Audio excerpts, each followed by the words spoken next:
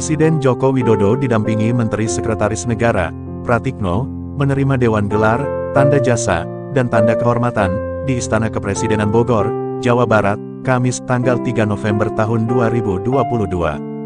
Menteri Menko Polhukam, Mahfud MD dalam keterangannya usai pertemuan mengatakan bahwa pemerintah akan menganugerahkan gelar pahlawan nasional kepada 5 tokoh yang dipilih berdasarkan usulan masyarakat dan telah melalui sejumlah proses seleksi.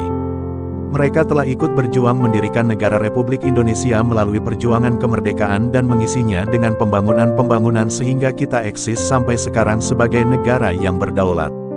Pertama, pemerintah akan menganugerahkan gelar pahlawan nasional kepada almarhum Soeharto dari Jawa Tengah yang dinilai telah berjuang bersama Presiden Soekarno dalam perjuangan kemerdekaan Republik Indonesia.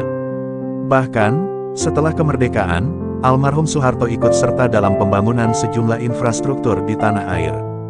Ikut pembangunan Departemen Stor Syariah dan pembangunan Monumen Nasional serta Masjid Istiqlal dan pembangunan Rumah Sakit Jakarta serta salah seorang pendiri berdirinya Ikatan Dokter Indonesia. Kedua, pemerintah akan menganugerahkan gelar pahlawan nasional kepada almarhum KGPA Paku Alam ke-8 yang merupakan Raja Paku Alam dari tahun 1937 sampai tahun 1989. Beberapa jasa yang telah diberikan almarhum KGPA Paku Alam ke-8, antara lain bersama Sultan Hamengkubuwono ke-9 dari Keraton Yogyakarta mengintegrasikan diri pada awal kemerdekaan Republik Indonesia sehingga Negara Kesatuan Republik Indonesia menjadi utuh hingga saat ini. Sehari sesudah kemerdekaan, beliau menyatakan bergabung ke Negara Kesatuan Republik Indonesia dan kemudian Yogyakarta menjadi ibu kota yang kedua dari Republik ketika terjadi agresi Belanda pada tahun 1946. Ketiga, pemerintah akan menganugerahkan gelar pahlawan nasional kepada almarhum Dr. Raden Rubini Natawisastra dari Kalimantan Barat.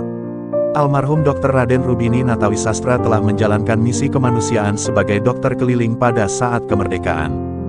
Bahkan, almarhum bersama istrinya dijatuhi hukuman mati oleh Jepang karena perjuangannya yang gigih untuk kemerdekaan Republik Indonesia. Keempat, pemerintah akan menganugerahkan gelar pahlawan nasional kepada almarhum Salahuddin bin Talibudin dari Maluku Utara. Mahfud menuturkan, selama 32 tahun almarhum Salahuddin bin Talibudin dinilai telah berjuang dan ikut membangun Indonesia berdasarkan Pancasila. Beliau pernah dibuang ke Bovendigul tahun 1942 dan juga dibuang ke Sawah Lunto tahun 1918 sampai tahun 1923. Kelima, pemerintah akan menganugerahkan gelar pahlawan nasional kepada almarhum Kiai Ahmad Sanusi dari Jawa Barat. Kiai Ahmad Sanusi merupakan salah satu anggota Badan Penyelidik Usaha-Usaha Persiapan Kemerdekaan Indonesia, BPUPKI, yang belum mendapat gelar pahlawan nasional.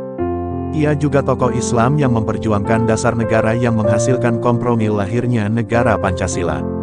Mahfud kemudian mengimbau kepada daerah-daerah yang merupakan asal dari para tokoh penerima gelar pahlawan nasional untuk mempersiapkan diri hadir pada peringatan Hari Pahlawan tanggal 10 November yang rencananya akan digelar pada Senin, tanggal 7 November tahun 2022 di Istana Negara Jakarta.